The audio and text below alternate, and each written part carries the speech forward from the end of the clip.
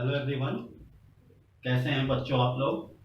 बच्चों मेरे वीडियो को जरा आप देख रहे हैं, अच्छी बात है, लेकिन एक बेटा लाइक तो बनता है। एक लाइक कर दिया कीजिए और उस पर कुछ सजेशन भी दीजिए, कैसे करना चाहिए, आपको क्या चाहिए, कुछ बोलिए। तो हम लोग पढ़ रहे थे कंबाइंड ट्रांसलेशनल रोटेशनल मोशन पढ़ रहे थे, उसी के आगे की टॉपिक हम कंबाइन करते हैं, मतलब कंटिन्यू करते हैं। तो उसमें अगला टॉपिक मैं लेने जा रहा हूं kinetic energy in combined translational plus rotational motion के बारे में पढ़ेंगे। ठीक है, तो मान लीजिए कि ये रॉड है जो चल भी रहा है और घूम भी रहा है। मान लो v वेलोसिटी से चल रहा है और ओमेगा वेलोसिटी से ये घूम भी रहा है। तो इसकी काइनेटिक एनर्जी की एक्सप्रेशन निकालनी है। तो कैसे निकालें काइनेटिक एनर्जी। अब चलेगा तो छोटे छोटे पार्ट, रिजिड बॉडी है, छोटा छोटा मास होगा, सबकी अलग अलग वेलोसिटी होगी।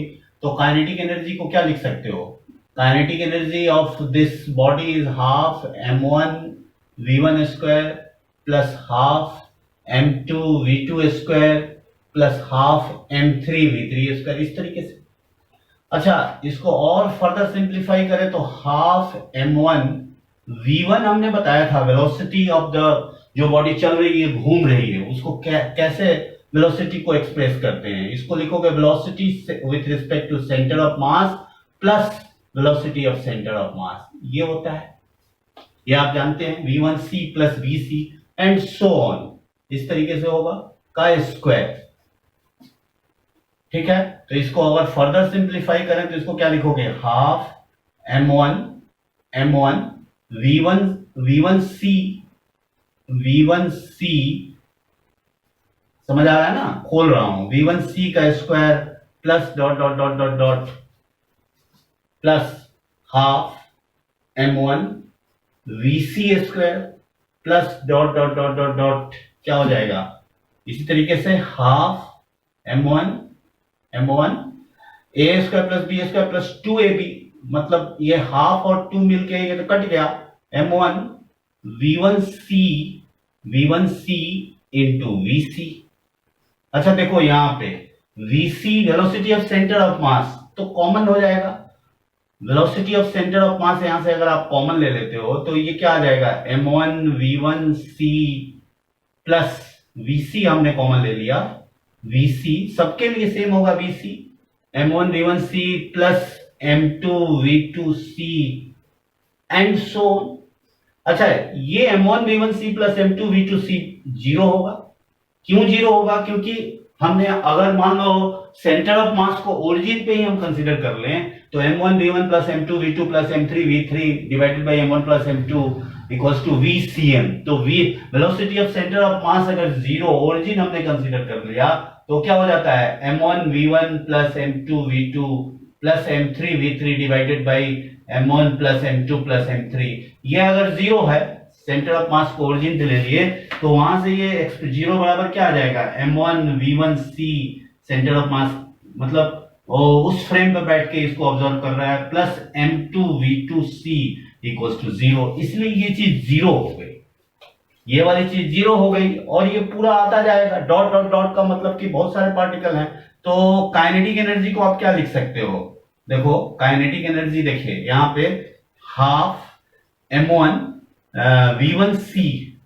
v1c का मतलब velocity of one with respect to centre of mass, centre of mass पे ऑब्जर्वर बैठा है और उसको ऑब्जर्व कर रहा है, वो किसके बराबर होगा, आर ओमेगा के बराबर होगा ना, आर ओमेगा m1, ये हो जाएगा r1 ओमेगा का होल स्क्वायर, समेशन लगा दो ऐसे n तक जाएगा। ठीक है, तो ये हो गया m1 r1 square omega square. तो इसको क्या लिख सकते हो, m1 r1 square is what, moment of inertia about the centre of mass, actually c है, तो ये आ गया half i com centre of mass into omega square plus, यहां देखिए यहां ये m1 vc स्क्वायर वाले टर्म को देखिए, m1 vc स्क्वायर को आप कॉमन ले लो और सिग्मा लगा लो, तो इधर टोटल मास आ जाएगा mt इंटू vc स्क्वायर। तो ये आ गया half mt into VC square.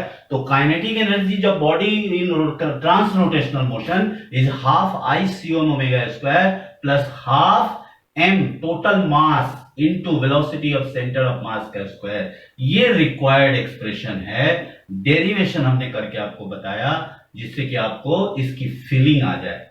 समझ आया बेटा? हमने क्या किया, वही स्टार्टिंग किया इनिशियल से, half m1 v1 square m2 v2 square.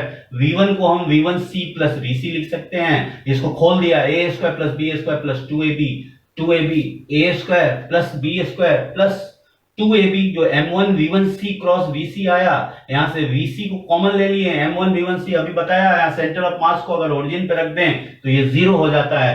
तो ये रिक्वायर्ड एक्सप्रेशन आपको याद रखना चाहिए ये एक्सप्रेशन।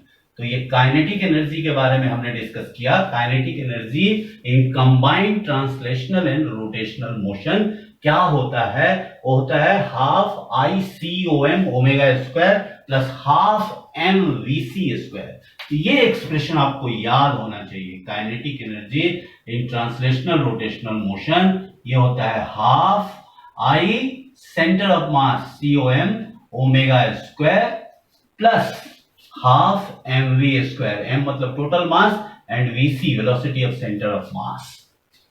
समझ आ गया बच्चों? आ गया? तो ये काइनेटिक एनर्जी। अब देखो इस, तो आप इससे रिलेटेड कोई भी क्वेश्चन कर सकते हो। जैसे मान लो कि ये स्फीयर है, मूव कर रहा है विद द वेलोसिटी कुछ दी हुई है। मान लीजिए कि वेलोसिटी ऑफ सेंटर ऑफ मास दिया है और ये मूव भी कर रहा है और रोटेट भी कर रहा है, ओमेगा भी दिया हुआ है। तो इसकी टोटल काइनेटिक एनर्जी अगर आपसे पूछ दिया जाए तो टोटल काइनेटिक एनर्जी क्या होगा, half M V C square plus half I omega square. I की जगह पे 2/5 mr स्क्वायर, सॉलिड स्फीयर अगर है 2/5 mr स्क्वायर, और ये omega equals to V by R लिखेंगे तो V square by R square. इसको आप सॉल्व कर लीजिए तो इसकी निकल जाएगी, 2 से 2 काट दो तो इसकी टोटल काइनेटिक एनर्जी कितनी हो गई, half M V C square plus इधर कितना बचा, इधर बच गया 1/5 एम वी सी स्क्वायर। मतलब दिस टाइप ऑफ क्वेश्चन, तो सिंपल क्वेश्चन था कि बॉडी चल भी रही है, घूम रही है, तो इसकी काइनेटिक एनर्जी कितनी होगी, half M velocity of centre of mass V C square plus half I omega square. यही किया है। सॉलिड स्फीयर था, ये सॉलिड स्फीयर का केस हमने कंसीडर किया था, इसलिए हमने वहां पे 2/5 mr स्क्वायर लगाया, और omega equals to V by R होता है तो वहां पे वी बाई आर लगा दिए। तो this is the kinetic energy in combined translational and rotational motion. अब हम लोग देख लेते हैं angular momentum in combined translational and rotational motion. Angular momentum के बारे में थोड़ा सा देखें क्या होता है। Angular momentum in combined translational rotational motion. Angular momentum in combined translational plus rotational motion. ठीक है? तो एंगुलर मोमेंटम आप कैसे निकालते हैं किसी भी बॉडी का, किसी पॉइंट के अराउंड निकालेंगे। तो मान लीजिए कि ये आपके पास ये कोई रॉड है, इसकी एंगुलर मोमेंटम निकालना है किसी पॉइंट, मान लीजिए कि ये कोई पॉइंट है, इस पॉइंट के अबाउट एंगुलर मोमेंटम निकालना है। इसका ये सेंटर ऑफ मास है और ये रॉड है जिसकी मास m है और लेंथ l है। ठीक है? तो यहां से इसको ज्वाइन करो, ये सेंटर ऑफ मास है, ये velocity of centre of mass vc, तो ये rc होगा पोजीशन वेक्टर। ठीक है? इसको आप क्या लिख सकते हो, r1c, और इस पॉइंट पे आप निकालना चाहते हो तो ये कोऑर्डिनेट क्या होगा, r1, this is r1 and this is what, this is r1c। r1c मतलब ऑब्जर्वर की position vector with respect to centre of mass. ये बात समझ में आ रहा है समझ में? तो angular momentum about this point A को क्या लिखोगे, m1 r1 यही होता है ना, mr cross v, point body के बारे में बात कर रहे हैं, तो r1 cross v1 plus m2 r2 cross v2 and so on, ऐसे चलेगा, सो ऑन। अच्छा, इस R1 को आप क्या लिख सकते हैं? R1 को आप लिख सकते हैं, देखिए इसी ट्रायंगल में R1 is equal to R1C plus RC M1, इसको लिखिए R1C plus RC multiply by V1 को क्या लिख सकते हो? V1C plus VC and so on. अभी पढ़ाया, ये वेलोसिटी, पोजीशन वेक्टर, ये सब पहले मैं बता चुका हूं। तो देखो M1 R1C plus RC V1C plus VC, अब मल्टीप्लाई कीजिए, समेशन होगा यहां पे, तो मल्टीप्लाई करोगे तो क्या होगा? सिग्मा लगा दो, क्योंकि M1 M2 बहुत आ रहा है, तो इसको लिखोगे M1 R1C cross V1C plus M1 summation लगाइए M1, ये हो जाएगा R1C cross VC plus summation M1 R1C VC हो गया। M1 अब क्या लिखेंगे? RC cross V1C plus summation M1 RC cross VC, multiply कर दिया, यहां तक ठीक है। अब देखो बेटा, यहां पे ये M1 R1C इंटू VC, तो VC तो कॉमन ले सकते हैं, VC को यहां से अगर कॉमन ले लोगे तो क्या आ जाएगा? M1 R1C plus M2 R2C plus M3 R3C, और सेंटर ऑफ मास को ही अगर आप ओरिजिन मान लोगे, ओरिजिन पे है, तो ये M1 R1C plus M2 R2C plus M3 R3C, ये चीज जीरो हो गई, जीरो हो गया। फिर उसी तरीके से देखो, यहां से आप RC तो फिक्स्ड है, RC मतलब सेंटर ऑफ मास की पोजीशन वेक्टर फिक्स्ड है, RC को बाहर ले लो तो हो जाएगा M1 V1C plus M2 V2C plus M3 V3C, this is again zero, ये जीरो हो गया। तो बचा क्या? ये M1 RC क्रॉस VC, ये क्या है? यही तो है angular momentum of this point with respect to centre of mass. Centre of mass के रिस्पेक्ट में ये आ गया angular momentum with respect to centre of mass. और इसके बारे में देख लेते हैं, M1 R1C इंटू V1C, इसको थोड़ा सा और सिंप्लीफाई कीजिए, M1 R1C cross V1C, V1C को क्या लिख सकते हो? R ओमेगा लिख सकते हो, R ओमेगा, तो इसको क्या लिखोगे? M1 सिग्मा, ये हो गया M1 R1C का स्क्वायर, मैं R ओमेगा ले लिया तो R स्क्वायर इंटू ओमेगा, तो ये आ गया moment of inertia about the centre of mass, तो ये हो गया ICOM into omega. ICOM into omega मतलब मोमेंट, क्या कहते हैं? Angular momentum of the particle about the centre of the body with respect to centre of mass, and this is the angular momentum of the particle A with center of mass with respect to this body. So angular momentum in combined translational motion is equals to, याद रखना पड़ेगा आपको, I center of mass ICOM omega plus M1 RC cross VC. This is the required expression for angular momentum in combined translational and rotational motion. समझ आ गया बच्चों? ये वाली चीज जीरो क्यों हो गई? VC हमने बाहर ले लिया, M1 R1C M2 R2C, इसको हमने सेंटर ऑफ मास को ओरिजिन पे कंसीडर किया, तो ये जीरो हो गया। यहाँ पे ये वाली चीज जीरो क्यों हो गई? क्योंकि यहाँ पे RC हमने कॉमन ले लिया, बाहर निकाल लिया, तो M1 V1C M2 V2C M3 V3C ये जीरो हो गई। तो this is the required expression for the angular momentum of the body. A about this point A is the ICOM omega plus M1 RC VC. तो angular momentum का ये formula याद होना चाहिए। इसका क्या मतलब हुआ? इसका दो एक्सप्रेशन का क्या मतलब हुआ?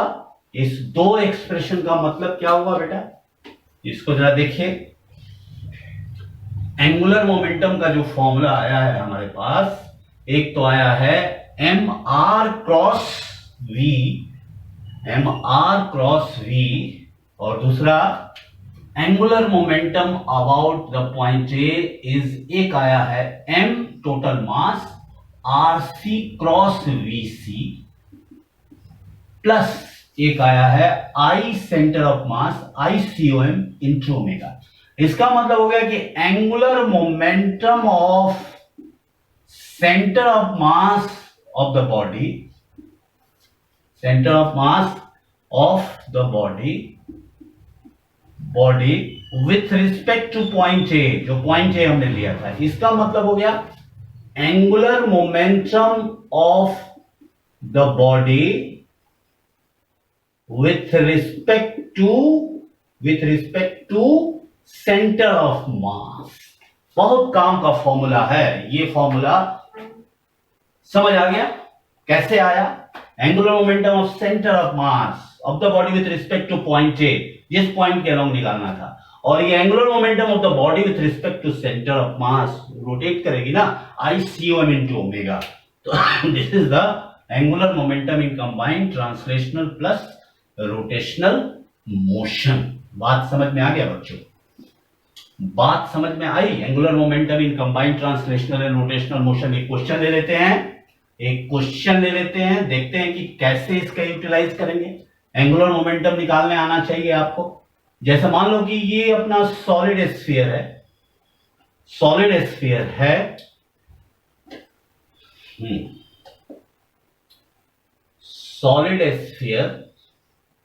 जिसकी मास कुछ दी हुई है, मास मान लीजिए सॉलिड स्फीयर की दी हुई है 5 kg, और इसका रेडियस दिया है मान लो 2 मीटर,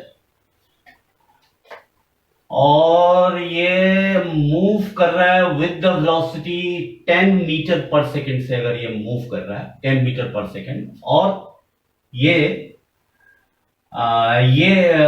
मूव भी कर रहा है और रोटेट भी कर रहा है। Angular velocity 2 radian per second है, 2 रेडियन पर सेकेंड। अब आपसे पूछ रहा है कि इससे 1 मीटर नीचे इस पॉइंट, यहां पे कोई पॉइंट है, इस पॉइंट के अलोंग एंगुलर मोमेंटम बताइए 1 मीटर नीचे। तो कैसे बताओगे? Angular momentum about the centre of मास क्या होगा? एम वी आर होगा। एम कितना है? 5 एम वी आर। देखो अंदर की तरफ जा रहा है, ये मास है 5 kg, वेलोसिटी 10 है, और आर परपेंडिकुलर डिस्टेंस कितना है? 1 है। तो इसके चलते angular momentum about this point, angular momentum of centre of mass about this point is what? M V R. M है 5, वी है 10, और आर परपेंडिकुलर डिस्टेंस 1। ये किधर आ रहा है? अंदर की तरफ। देख रहे हो? अंदर आ रहा है, तो ये अंदर की तरफ क्रॉस। और दूसरा आई ओमेगा, देखो ये due to rotational moment body with respect to centre of mass, वो कितना होगा? I omega. तो इसकी मोमेंट ऑफ इनर्शिया क्या होगी? ये सॉलिड स्फीयर है, तो ये कितना हो गया? आई निकाल लो, आई 2/5 mr स्क्वायर, 2/5 m5 r कितना है? 2 का स्क्वायर, तो 5 से 5 कट गया, 2 2 जा 4 2 जा 8, 2/5 mr स्क्वायर। ठीक है जी, 2 2 जा 4 2 जा 8 आ गया, 8 kg मीटर स्क्वायर। आई ओमेगा का डायरेक्शन किधर है? बाहर की तरफ है, तो आई निकल गया 8 और ओमेगा 2 16। कहां? बाहर की तरफ, डॉट देखो बाहर की तरफ। तो इसको हमने पॉजिटिव ले लिया, इसको नेगेटिव ले लो, तो क्या हो जाएगा? ये पॉजिटिव हो गया अपना, एक डायरेक्शन आप पॉजिटिव लेंगे, दूसरा नेगेटिव लेंगे, तो ये हो जाएगा 50 - 16। कहां? अंदर की तरफ। देख रहे हो ना? MVR अंदर जा रहा है, आई ओमेगा बाहर जा रहा है, तो 15 - 16 जो आएगा वो आंसर हो जाएगा। 15 - 16 6 4 10 34। समझ आ गया? एंगुलर मोमेंटम किसी पॉइंट के अलोंग निकाला हमने। इसमें 2 पार्ट देखा कि एक तो ये MVR कर रहा है और एक आई ओमेगा, दोनों का जोड़ के डायरेक्शन भी देखना पड़ता है एंगुलर मोमेंटम में। तो ये चीज समझ में आ गया बच्चों? समझ गए? ठीक है बच्चों। एंगुलर मोमेंटम, काइनेटिक एनर्जी, समझ आ गया? ये सबका डेरिवेशन बहुत इंपॉर्टेंट है।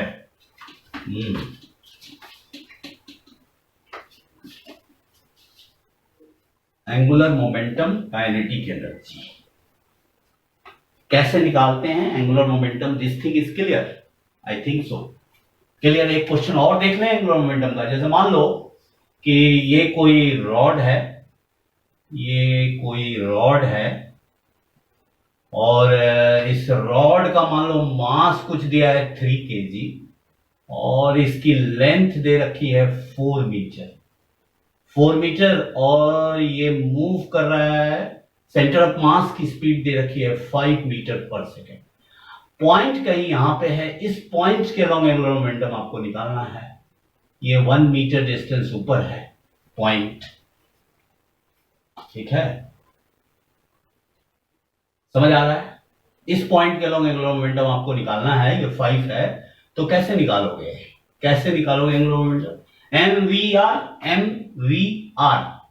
आर, ये एम वी आर देखो ये बाहर आ रहा है, एम वी आर बाहर, और ये आई ओमेगा, मान लो ओमेगा भी कुछ दिया है 2 radian per second, 2 radian per second.